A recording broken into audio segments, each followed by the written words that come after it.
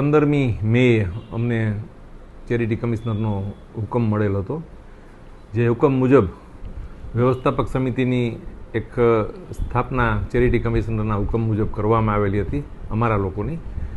એ વ્યવસ્થાપક સમિતિએ ચેરિટી કમિશનરના હુકમ મુજબ નવી સભ્યની અદ્યતન નામાવલી તૈયાર કરી 10 દિવસમાં પ્રસિદ્ધ કરી અને ત્યારબાદ બંધારણ મુજબ 30 દિવસની અંદર જનરલ સભા બોલાવવાની હતી. જે મુજબ જનરલ સભાનું આજરોજ 15 દિવસ પહેલાં બંધારણમાં નિયમ છે કે 15 દિવસ પહેલાં અમારે સર્ક્યુલર બહાર પાડવો પડે. એ મુજબ 13મી તારીખે અમે સર્ક્યુલર બહાર પાડી અને અહીં નોટિસ બોર્ડ ઉપર મૂકવામાં આવેલો હતો. ત્યારબાદ બધા જ સભ્યોને ડોર ટુ ડોર એમની પેઢી એમની ઓફિસ સુધી આ સર્ક્યુલર કુરિયર મારફત આંગળીયા મારફત અમે મોકલી આપેલ હતા. આજરોજ એ અનુસંધાને સામાન્ય સભાનું આ વર્ષ 2026-27ની પ્રથમ સામાન્ય સભાનું આયોજન કરવામાં આવેલું હતું. માન્ય કોર્ટના હુકમ મુજબ આજરોજ માત્ર જનરલ સભામાં એક જ મુદ્દાનો એજન્ડા હતો અને એ આવનારા દિવસોમાં જે 2 વર્ષ માટે કારોબારીની ચૂંટણીનું આયોજન કરવાનું છે એના માટે તટસ્થ નિષ્પક્ષ ચૂંટણી અધ્યક્ષ અથવા તો અધિકારી એની નિમણૂક કરવાની હતી. એની સાથે એને સહાયક સહકાર્ય માટે 2 થી 3 બીજા મિત્રોની પણ સભ્યોની જ માત્ર હોય આ સમિતિ, એની નિયુક્તિ કરવાની હતી અને સ્ટાફની નિયુક્તિ કરવાની હતી. ચૂંટણી માટે સહકાર આપવા માટે સ્ટાફની પણ જરૂર પડે. એ તમામ એજન્ડાની એક જ મુદ્દાનો એજન્ડા હતો.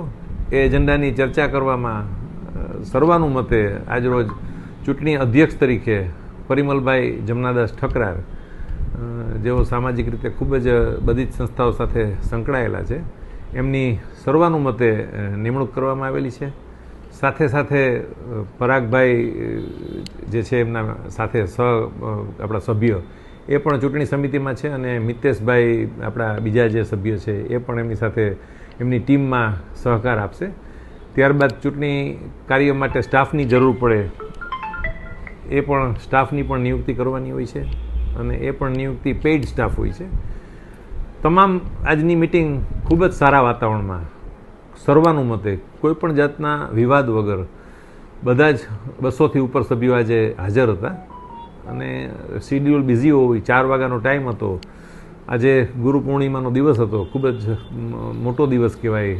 એ દિવસે આજે આ ખૂબ જ સારા વાતાવરણમાં મિટિંગ સંપન્ન થઈ અને આ મિટિંગના આયોજન મુજબ હવે ચૂંટણી અધિકારી અને ચૂંટણી અધ્યક્ષ કે આગામી દિવસોમાં બંધારણની મર્યાદામાં રહીને અને બંધારણને આધીન રહીને કારોબારીની ચૂંટણીનું આયોજન થશે અને એ અધ્યક્ષના માર્ગદર્શન હેઠળ ચૂંટણી સંપન્ન થશે અને ત્યારબાદ આગળની કાર્યવાહી કરવામાં આવશે.